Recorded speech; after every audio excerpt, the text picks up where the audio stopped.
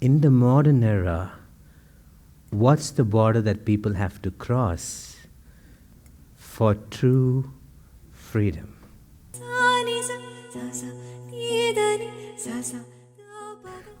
I heard about this story a long time ago about slaves there used to be slaves, I think in America, and in other areas as well, in other parts of the world, through history.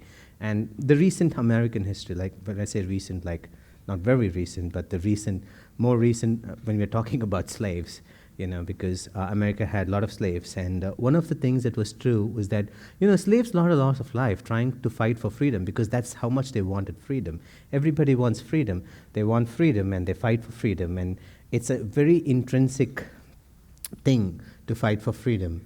But one of the things that happened in history is that there were areas where a slave had to just cross the border and they were legally free. In fact, there's just a famous case study of a girl who was taken by the slave owner to a different state, and according to the rules, she just had to walk out of the hotel back door, and then she's legally free. And I was thinking, in the modern era, what's the border that people have to cross for true freedom?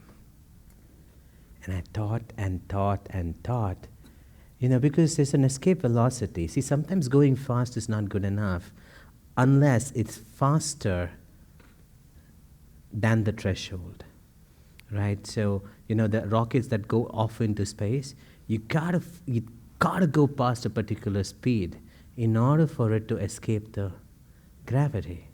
And being successful isn't enough to create a legacy. You gotta cross that threshold, after which you are in a different league altogether.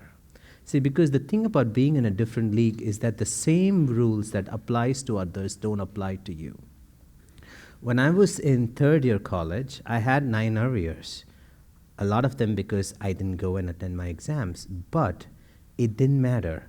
I used to go meet CEOs of top organizations. I would meet the VP, and they would give me a project handed over to me, and nobody asked me, hey, have you finished your degree?